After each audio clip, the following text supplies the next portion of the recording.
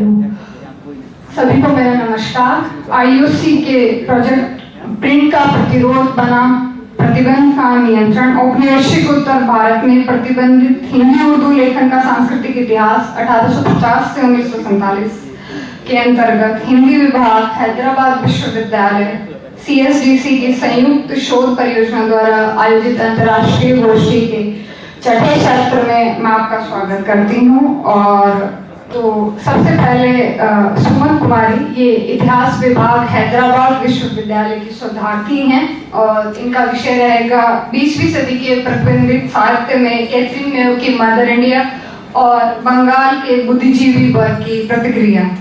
धन्यवाद। आपसे निवेदन है कि आप अपना शोध पत्र प्रस्तुत करें। नमस्कार सभी को। मेरा आज का टॉपिक मैं प्रेजेंट करने जा रही हूँ 20वीं सदी के प्रतिबंधित साहित्य में कैथरीन मेयो की मदर इंडिया। इस मदर इंडिया का प्रकाशन मई 1927 में हुआ था और बुद्धिजीवी वर्ग की प्रतिक्रिया में ये सारे टॉपिक कवर करूँगी। तो भारत में प्रतिबंधित साहित्य, तो प्रतिबंधित साहित्य केवल किसी प्रकाशन या पत्राचार या नाटकीय प्रदर्शन के कुछ हिस्सों को हटा देने की प्रक्रिया नहीं है, परंतु लेखकों की कलम पर ताला लगाने के साथ साथ उनकी अभिव्यक्ति और विचारों को प्रतिबंधित करने का भी प्रयास है।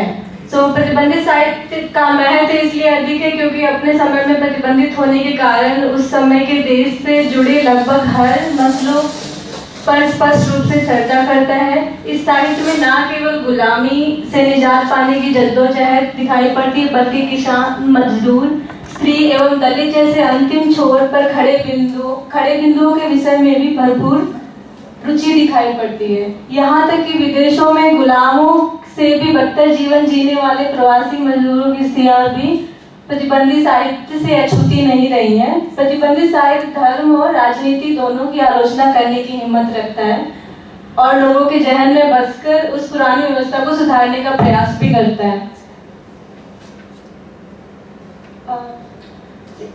औपनिवेशिक भारत में भारतीय लेखकों की ही ऐसी स्थिति नहीं थी कि वो उनका साहित्य को प्रतिबंध किया गया हो। अभी तो अंग्रेजी लेखकों का भी साहित्य जो था उसको प्रतिबंधित किया गया था। इसमें से मुख्य नाम कैथरीन मेयो का है, जो मेरा मेन काम है।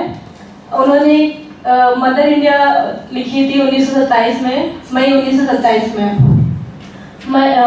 कैथरीन मेयो जो थी एक महिला पत्रकार थी और इतिहासकार भी थी और इस पुस्तक को 1927 में हरकोर्ट प्रेस एंड कंपनी द्वारा प्रकाशित किया गया था।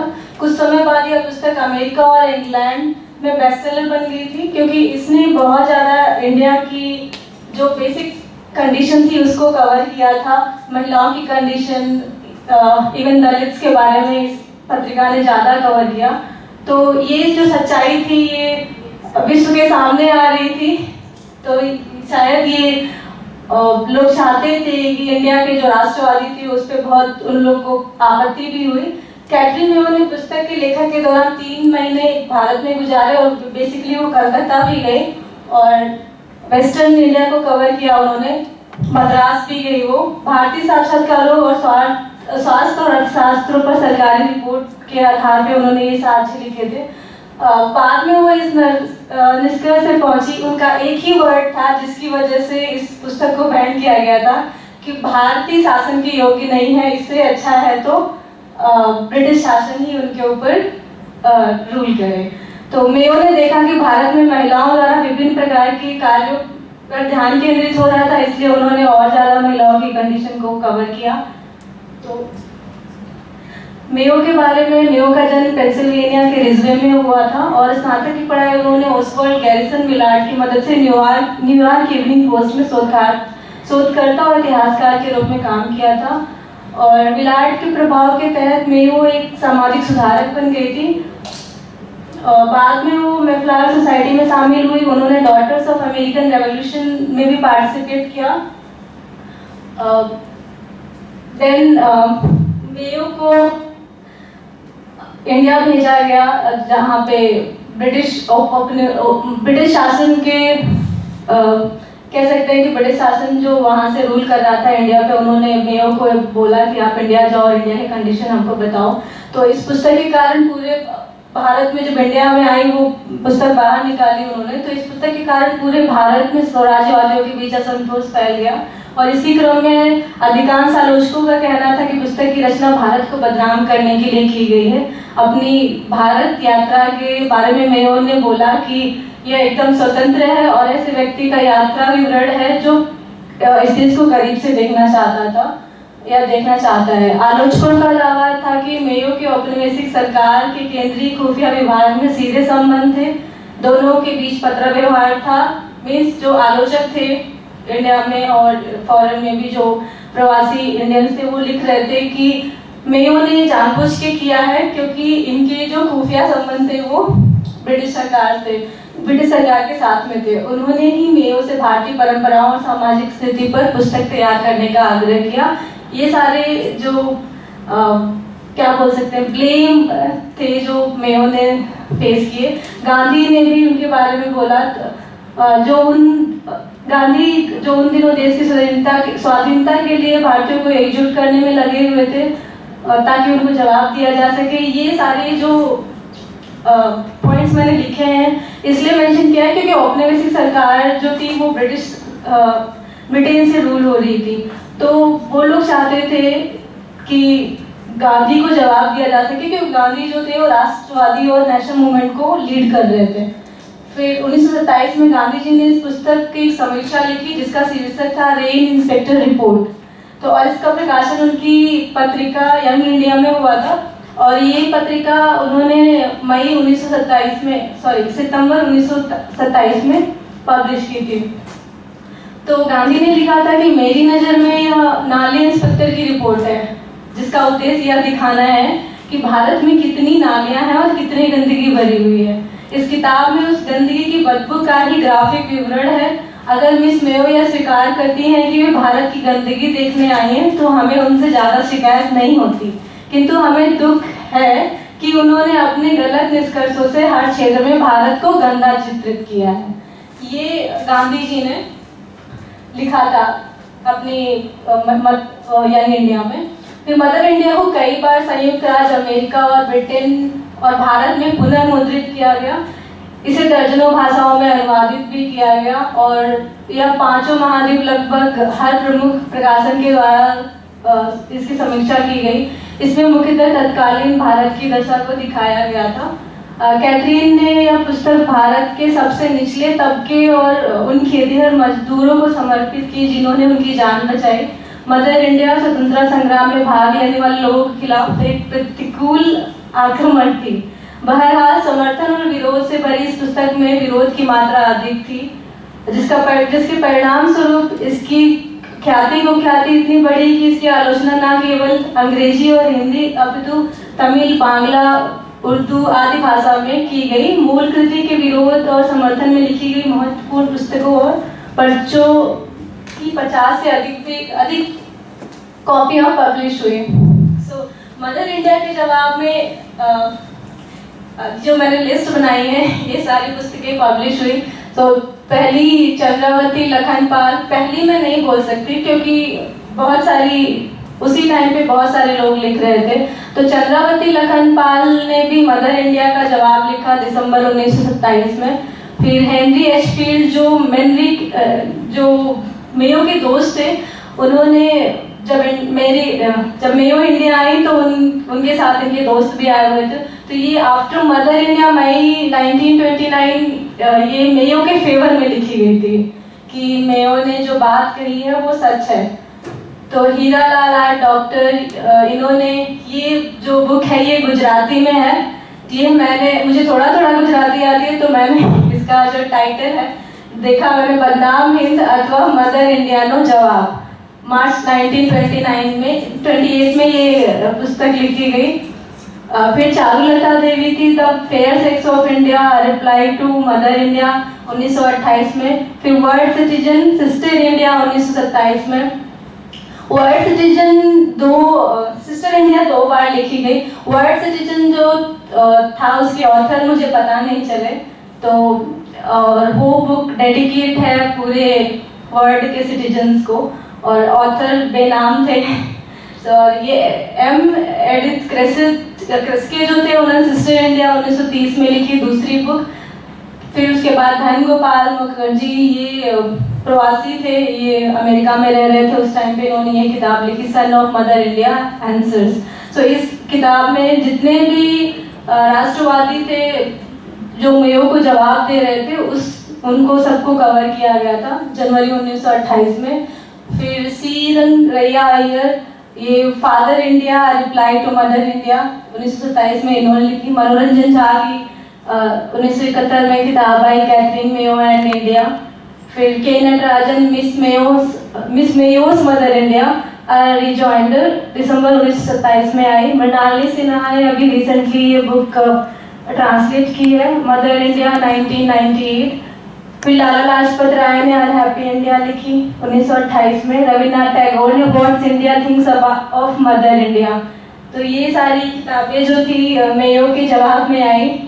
फिर पुस्तक को लेकर भारत में हो रही जबरदस्त प्रतिक्रियाओं के जवाब में हैरी एशफील्ड जो मेयो के दोस्त भी थे, मेयो का बचाव करते हुए उन्होंने आफ्टर मदर इंडिया की रचना की थी। देश विदेश में पुस्तक की प्रतियों के साथ मेयो के पुतले फूके गए।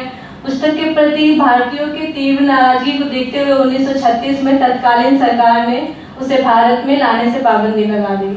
मगर तब तक पुस्तक की लाखों प्रतियां यूरोप और अमेरिका में बिक चुकी थी। मुफ्त में बंटवाई गई प्रतियों की संख्या इससे अलग थी। अकेले अमेरिका में ही ऐसे 50,000 से अधिक प्रतियां बंटवाई जा चुकी थी। अधिकांश आलोचकों का विचार था कि मेयो ने भारतीय समाज की छिछली और पक्षपातपूर्ण आलोचना कर अपनी औपनिवेशवादी दृष्टि का परिचय दिया है। फिर इसमें मैंने बुद्धिजीवी वर्ग और मदर इंडिया 3 मेन कॉन्सेप्ट मैंने कवर किए, 3 मेन लोगों को। पहली थी लखनपाल और उमा नेहरू, फिर गांधी जी। तो अगर बात करें ये प्रवासी भारतीयों की प्रतिक्रिया की, तो इसके 2 महत्वपूर्ण खंड प्रकाशित हुए। दिलीप सिंह सौंदा की पुस्तक का शीर्षक था My Mother India. Pacific Coast Khalsa Diwan Society से थे वो, जिसे सिख टेम्पल स्कॉटलैंड कैलिफोर्निया से भी कहा जाता था। और कैलिफोर्निया से 1930 में एक किताब प्रकाशित हुई थी, रामायण और महाभारत जैसे महाकाव्यों या वेद उपनिषदों जैसे शास्त्रों या कालिदास की रचनाओं की व्याख्या करते हुए ये कहते हैं कि भारतीय पुरुषों की सत्यता, दानशीलता, दयालुता की गुणवत्ता और महिलाओं का सम्मान भारत में प्राचीन काल से ही है। साथ में ये भी दावा करते हैं कि पश्चिम में कुछ समय पहले तक महिलाएं दासों के समान मानी जाती थी। सौदा ने बोला कि जो पश्चिम में है वो वहाँ पे भी दास प्रथा थी, वुमेन को भी स्लेव के जैसे ट्रीट किया जाता था और उनका मुख्य काम अपने स्वामी को संतुष्ट करना था। अपनी बात को जोर देने के लिए सौदा कैरी चैपमैन कैट को का रेफरेंस देते हुए बोलते हैं, जो जेम्स मिल की पुस्तक आई थी सब्जुगेशन ऑफ वुमेन, उन्होंने उनके भाषण को रिकॉर्ड किया। उन्होंने लिखा कि कैट लिखती हैं कि पत्नी को पीटना इंग्लैंड और अमेरिका में एक सामान्य अपराध था और यह भी कहती हैं कि यह पतियों के अधिकार के अंदर आते थे। तो ऐसी घटनाओं का उदाहरण देते हुए दिलीप सिंह मानते थे, शायद वो कंटेंट डिलीट हो गया। दिलीप सिंह सन 1956, हाँ, उनका मानना था कि ये सिचुएशन जो थी वो केवल इंडिया में नहीं थी, वेस्ट में भी ऐसा चल रहा था कि महिलाओं के साथ दुर्व्यवहार किया जाता है या फिर उनकी कंडीशन ऐसी है। दिलीप सिंह चौहान 1956 से 1963 तक 19वें कैलिफोर्निया जिले के रिवरसाइड और इंपीरियल काउंटीज में शामिल थे। यहाँ से इन्हें अमेरिकी कांग्रेस में चुना गया। सॉन का जन्म ये सॉन के बारे में है। इन्होंने 1899 में पंजाब प्रांत के गांव में चज्जुलवाड़ी में हुआ था। उन्होंने अमृतसर के पंजाब विश्वविद्यालय से गणित में स्नातक की डिग्री हासिल की। उनकी आयु के कई युवाओं की तरह उन्हें भी ब्रिटिश सरकार से निराशा हुई जब सरकार ने पहले विश्व युद्ध के बाद भारत को स्वतंत्रता प्रदान करने के वादे से मना कर दिया। फिर ये धन गोपाल मुखर्जी है, इन्होंने ये भी प्रवासी भारतीय थे। इन्होंने मेयो की मदर इंडिया का उत्तर देते हुए लिखा था सन ऑफ मदर इंडिया आंसर्स। उन्होंने जनवरी 1928 में लिखी और ये पुस्तक जनवरी 1928 में लिखी थी। इसका प्रकाशन EP Tandon and company New York से हुआ था। गोपाल मुखर्जी के अनुसार जो भी इस पुस्तक को 1 से अधिक बार पढ़ चुका है वह यकीनन जान जाएगा कि भारत में मिस मेयो की भावनाओं को सबसे अधिक दुखी करने वाली बात महिलाओं, बच्चों और जानवरों का दुख था। और मैं यकीन से कह सकता हूँ कि मेयो ने वास्तविक रूप से जो देखा है उसे उन्होंने अनदेखा किया है।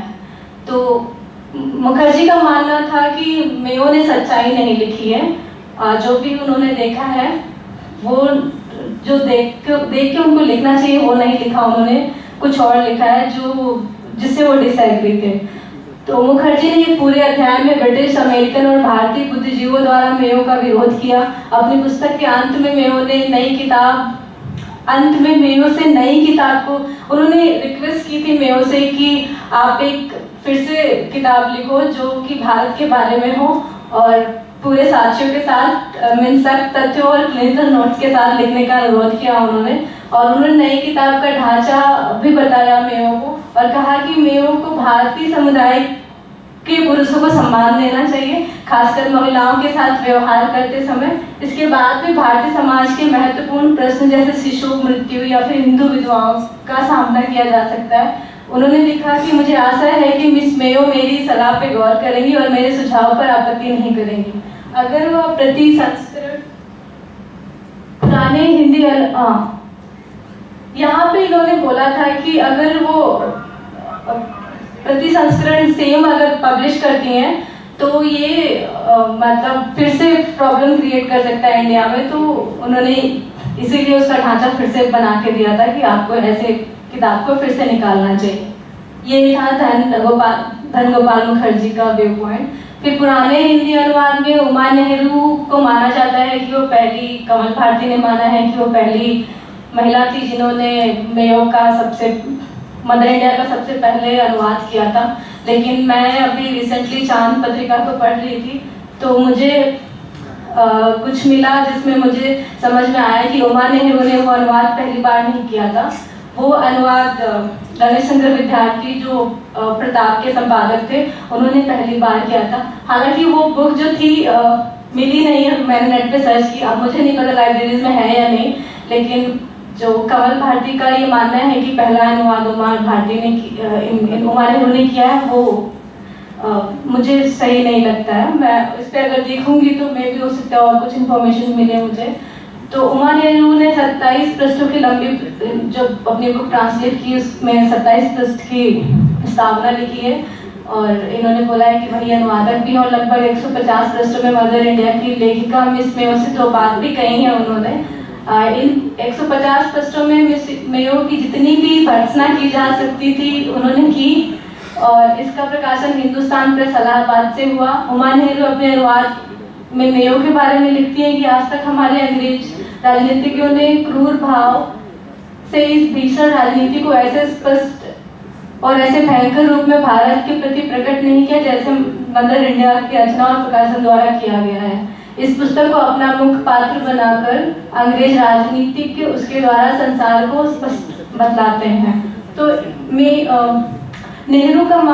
उमा नेहरू का मानना था कि ये जो मदर इंडिया आई है ये भले ही भारत की कंडीशन को बयान करती हो लेकिन पहले जैसा और सब लोग लिख रहे थे जिस तरीके से मेयो ने लिखा है इस तरह से कभी किसी ने नहीं लिखा।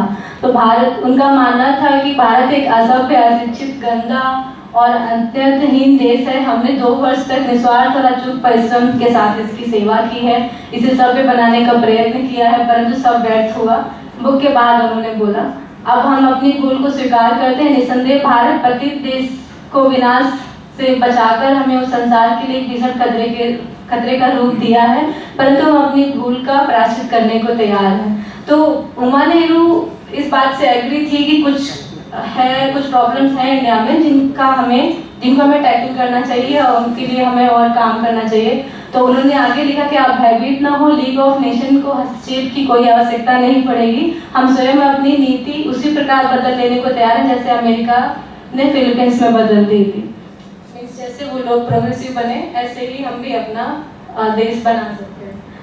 फिर नेहरू आगे लिखती हैं कि औपनिवेशिक राज में भारत की स्थिति से अच्छे उन्होंने लिखा कि औपनिवेशिक राज जो था भारत की स्थिति से अच्छे संबंध भाग चुके थे।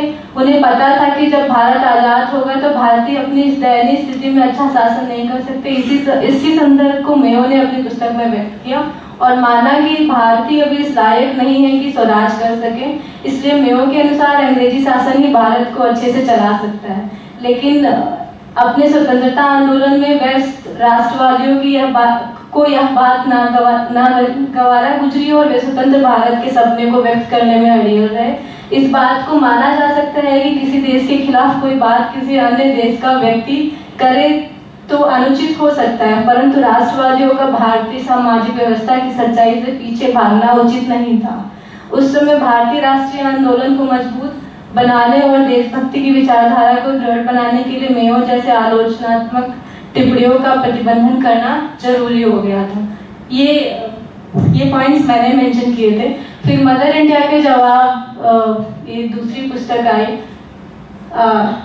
संवत 1985 है, लेकिन ये पुस्तक आई थी 1927 में। लखनपाल, चंद्रावती लखनपाल, इन्होंने लिखा कि मेयो के बारे में कि माना कि यूरोप, इस पुस्तक के बारे में, मदर इंडिया के बारे में, कि माना कि यूरोप तथा अमेरिका के पाप की दलदल में धंसते चले जा रहे हैं। माना कि उन्हें स्वार्थों से प्रेरित होकर कमजोर जातियों की रक्षा के नाम पर उन्होंने शिकार खेला है। माना कि उनके अत्याचारों को देखकर पिशाच भी चीख उठते हैं, परंतु क्या इतना कह देने मात्र से हम मिस मेयो का मुख बंद कर सकते हैं? क्या यह ठीक नहीं है कि भारत में देवताओं के नाम पर निस्सहाय प्राणियों का वध किया जाता है? यत्र नारस्तु पूज्यते का उच्चारण करते करते स्त्रियों को पांव की जूती समझा जाता है। गो रक्षा की दुहाई देने के साथ ही गो माता पर भीषण अत्याचार होता है।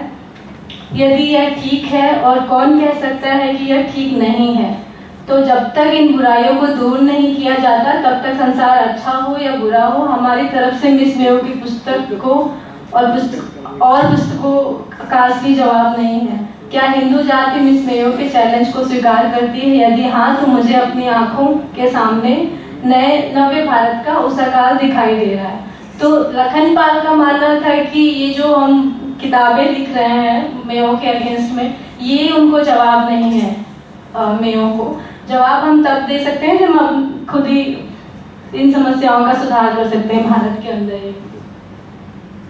फिर लखनपाल एक तरफ अमेरिका और यूरोप को दमित शक्ति मानते हुए कहती हैं कि इन देशों के स्वार्थ और कमजोरी के साथ रक्षा के नाम पर किए गए अत्याचारों की वजह से भारत की अद्भुतता है, लेकिन वो पूरी तरह से मेयो को दोषी ना मानकर भारत की कमियों को स्वीकार करती हैं और मानती हैं कि अगर इन कमियों पर काम किया जाए तो भारत का उदय का रास्ता निकल सकता है। लखनपाल आगे मदर इंडिया का जवाब के संदर्भ में अपने पाठकों से कहती हैं कि मैं चाहती हूँ कि भारतवर्ष के एक एक व्यक्ति के हाथ में यह पुस्तक पहुँचे और सबको मालूम हो जाए कि हमें बदनाम करने के लिए जहाँ मेयो ने झूठ बोलने में कसर नहीं छोड़ी, वहीं कहीं कहीं सच बोलने में भी कसर नहीं छोड़ी। पाठक इन शब्दों की गूंज में पुस्तक के पन्ने पलटिए और अपने समाज की गंदगी को भस्म कर देने के लिए आंखों की चिंगारियां निकालते चलिए। यही मदर इंडिया का जवाब है। ये लखनपाल का व्यू था। फिर चांद पत्रिका ने, ये चांद का शायद जुलाई 1929 का अंक है, मैं पढ़ रही थी तो मेरे पास है ये। इसमें चांद ने निकाला था कि मिस मेयो की जो देवताओं की गुलाम, वो पत्रिका ट्रांसलेट किया था उन्होंने हिंदी में, शीर्षक क्रांतिकारी पुस्तक पढ़ी और अपने गरेबान में मुंह डालकर अपनी कमजोरियों पर लज्जित होइए। यह वह पुस्तक है जो समाज में एक बार ही आग लगा देगी। इसका मूल्य केवल 3 रुपए। तो ये जो पत्रिका थी, मैं मानती हूँ कि चांद पत्रिका, इसी टाइम की चांद पत्रिका में सेम मुद्दे कवर किए जा रहे थे। चांद खुद ही इन सारे मुद्दों को कवर कर रहा था जो मैं वो लिख रही थी, लेकिन जो चांद का रुख मैंने देखा कि चांद मेयो को लेके बहुत अग्रेसिव था। तो ये थोड़ा सा शॉकिंग लगा मुझे कि चांद खुद ही ऐसी मुद्दों को कवर कर रहा है और मेयो के मुद्दों को मानने को तैयार नहीं था। तो ये नेक्स्ट है इसका, ये अनुवाद में बता रहे थे कि उमा नेहरू जैसे बोलते हैं कि उमा नेहरू ने, कमल भारती ने माना है कि उनको उमा नेहरू ने अनुवाद किया है। तो ये जो पहली बुक आई थी अनुवाद की, उसका फ्रंट पेज ऐसा था। तो क्योंकि उससे पहले कुछ ऐसे एडवर्टाइजमेंट और विज्ञापन आ रहे थे चांद में, जहाँ पे लिखा जा रहा था कि बुक को ट्रांसलेट करने अनुवाद होने जा रहा है इस बुक का। लेकिन जैसे ही छप गई तो उसका जो ऊपर का लिखा हुआ छप गई, प्रकाशित हो गई, तो वहाँ पे जो छपी हुई बुक थी वो ऐसी थी, उसका फ्रंट पेज ऐसा था। तो ये बुक अभी पता नहीं कहाँ अवेलेबल है, मुझे नहीं पता, लेकिन ये मैंने अभी चांद की शायद 1929 जुलाई अंक में देखी थी। तो रामनाथ सिंह सहगल ने 4 नवंबर 1927 के अंक में भारत माता शीर्षक नाम से एक लेख लिखा था, और इस संपादकीय में उन्होंने मदर इंडिया का बड़ा तीखा विरोध किया। और इन्होंने रामनाथ सिंह सहगल ने मेयो को अल्लड़ महिला बताया। इनकी दृष्टि में कैथरीन की किताब पर चर्चा करने से कुमारी कैथरीन जैसी अल्लड़ महिलाओं का महत्व बढ़ रहा है। तो चूंकि चांद स्त्रियों की पत्रिका समझी जाती है, इसलिए रामनाथ सिंह सहगल अपने संपादकीय में मिस मेयो कैथरीन की किताब को सिरे से खारिज कर डालने की कवायद करते नजर आए। उनका कहना था कि उनके लिए ना तो कुमारी कैथरीन और ना मदर इंडिया पुस्तक का कोई महत्व नहीं है। हाँ, मदर इंडिया में हमें जो कुमारी जी के व्यक्तिगत आचरण और व्यक्तिगत भावनाओं को दूषित, उन्होंने बताया कि मेयो जो है ना, उनका दूषित परिचय है, वो उनकी व्यक्तिगत भावनाएं जो है वो इंडिया के लिए दूषित है। ये रामनाथ सिंह सहगल का व्यू था। फिर ये दूसरा मुझे मिली मदर इंडिया का दूसरा था जो विज्ञापन, वो मैंने यहाँ पे मेंशन किया है। ये चांद के 1930 अगस्त वाले अंक में छपा था। ये संयुक्तांक था, अगस्त और सितंबर दोनों का। तो ये इसमें था कि यह पुस्तक के वक्षस्थल पर, यह पुस्तक समाज के वक्षस्थल पर विष प्रहार करने वाली प्रसिद्ध मिस मेयो की नई करतूत है। इसमें ये बाद में आया 1929 से बाद में, तब चांद का जो पॉइंट्स थे कैसे चेंज हुए। उन्होंने लिखा कि ये नई करतूत है, इसमें समाज को तिलमिला देने वाली 12 सामाजिक कहानियां हैं। प्रत्येक कहानी में हमारे परंपरागत अंधविश्वास और ढकोसलों एवं सर्वनाशक कुरीतियों और पाखंडों का नग्न चित्रण किया गया है। इन दोषों के कारण हमारा जीवन कितना पतित हो गया है, हम कितने स्वार्थी, विवेकहीन और निर्मम हो गए हैं कि अबोध बालिकाओं के साथ भी अमानुषिक अत्याचार करने से नहीं चकते। केवल एक कहानी पढ़ने से ही पश्चाताप और शर्म के मारे सिर नीचा हो जाता है तथा इन कुरीतियों के विरुद्ध हृदय में अग्नि भभक उठती है और समाज के एक बार ही क्रांति मचा देने की इच्छा प्रबल हो उठती है। प्रत्येक मनुष्य का कर्तव्य है कि इस बार इस पुस्तक को पढ़कर सामाजिक कुरीतियों के विरुद्ध क्रांति मचा दे। भाषा अत्यंत सरल तथा मुहावरेदार है और बस संख्या लगभग 400। 2 तिरंगे चित्रों सहित प्रोटेक्टिव कवर तथा सुंदर सजिल पुस्तक का मूल्य केवल लागत मात्र 3 रुपए। स्थायी ग्राहकों के लिए उन्होंने 2 रुपए रखा था। यह व्यवस्थापिका का स्टेटमेंट था। विद्यावती सहगल उस टाइम पे इसको हैंडल कर रही थी चांद को। फिर मेरे हिसाब से मदर इंडिया का प्रभाव राष्ट्रवादियों पर अधिक दिखाई दिया, और एक और राष्ट्रवाद के निर्माण की कवायदें तेज थी, तो दूसरी ओर आंतरिक बुराइयों को विश्व के सामने आ जाने से भारतीय राष्ट्रवाद की छवि को धुंधली पड़ जाने से बचाने के डर से एक आदर्श भारत का निर्माण करना जरूरी हो गया था। इसीलिए इन्होंने रीप्रिंट किया और मदर इंडिया का जवाब दिया राष्ट्रवादियों ने। इस संदर्भ में मेयो की पुस्तक इन सब का मुख्य मुद्दा बन चुकी थी। भारत की एक आदर्श छवि को बदनाम करने की कोशिश में मेयो को जिम्मेदार ठहराया गया। राष्ट्रीय आंदोलन के समय मेयो की पुस्तक पर लगाया गया प्रतिबंध यह दिखाता है कि आंदोलनकारियों के लिए आंतरिक मुद्दे महिलाओं और दलितों को अतिरिक्त श्रेणी में रखे गए थे। आंदोलनकारी स्वयं यह साबित करने में लग गए कि वो भारत का शासन करने के लिए सक्षम है। ये थैंक यू सो मच।